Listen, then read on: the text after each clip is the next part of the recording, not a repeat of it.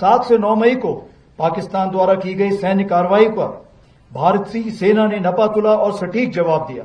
हमारी army air defence एक अजय दीवार बनकर सामने खड़ी रही।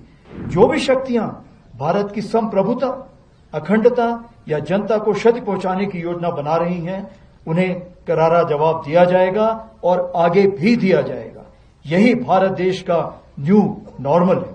ऑपरेशन सिंदूर के दौरान भी भारतीय सेना ने उसी अदम्य साहस और दृढ़ संकल्प के साथ पाकिस्तान समर्थित टेररिस्ट इंफ्रास्ट्रक्चर को निशाना बनाया और पाकिस्तान की अन्य आक्रामक कार्रवाइयों को प्रभावशाली ढंग से विफल करते हुए एक निर्णायक जीत हासिल की। हमने शांति को अवसर दिया, पर उसने कायरता की कार्रवाई की और उसका उत्तर केवल हमने पराक्रम से दिया। ऑपरेशन सिंदूर हमारा संकल्प, संदेश भी और उत्तर भी। पहलगाम में हुई कायरतापूर्ण आतंकी हमला पूरे देश के लिए गहरी चोट था, लेकिन इस बार भारत ने सिर्फ शोक नहीं जताया, बल्कि ठान लिया कि अब जवाब निर्णायक होगा। देशवासियों का अटूट विश्वास और सरकार द्वारा दी गई रणनीतिक स्वतंत्रता से भारतीय सेना ने एक सुनियोजित, सटीक और निर्णायक जवाब दिया।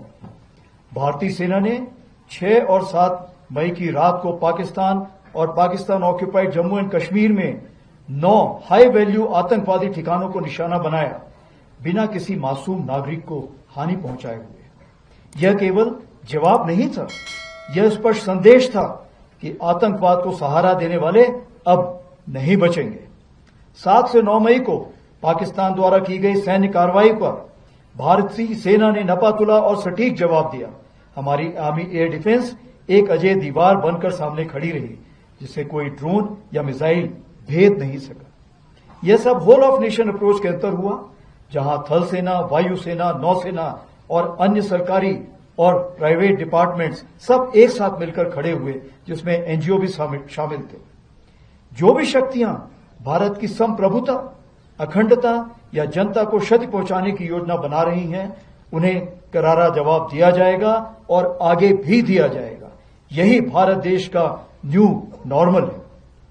आज की भारतीय सेना न केवल वर्तमान चुनौतियों का सफलतापूर्वक सामना कर रही, बल्कि हम नित्य प्रतिदिन एक परिवर्तनशील, आधुनिक और भविष्य उन्मुख शक्ति के रूप में तेजी से अग्रसर हो रहे हैं। इसके अंतर्गत रुद्र के रूप में नई ऑल आर्म्स ब्रिगेड का गठन किया जा रहा है, जिसका सैंक्शन मैंने कल ही दिया है, जिसमें infantry, mechanised infantry, armoured units, artillery, special forces, unmanned aerial system जैसे फाइटिंग कंपोनेंट्स को एक साथ रखा जाएगा और विशेष रूप से तैयार किया जाएगा, जिसमें शामिल लॉजिस्टिक सपोर्ट और कॉम्बैट सपोर्ट होंगे। इसी क्रम में भैरव लाइट कमांडो बटालियन के रूप में एजाइल और घातक स्पेशल फोर्सेस का गठन किया गया है, जो सीमाओं पर शत्रु को चौंकाने के लिए हमेशा तैयार है।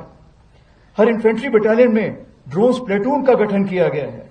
वहीं आर्टिलरी में शक्तिमान रेजिमेंट बनाई गई है, जो ड्रोन और काउंटर ड्रोन इक्विपमेंट और लॉयटर म्यूनिशन के साथ लैस होगी। हर रेजिमेंट में एक दिव्यास्त्र बैटरी भी बनाई गई है, जो कंपोजिट बैटरी होगी और इन्हीं सामानों से लैस होगी। इन चीजों के मद्देनजर हमारी मारक क्षमता अब आने वाले दिनों में कई गुना बढ़ जाएगी। उसी प्रकार से आर्मी एयर डिफेंस को स्वदेशी मिसाइल सिस्टम से इक्विप किया जा रहा है। हम पूरी तरह से तैयार हैं कि भारत की 100वीं स्वतंत्रता वर्षगांठ तक, यानी विकसित भारत का सपना साकार करें।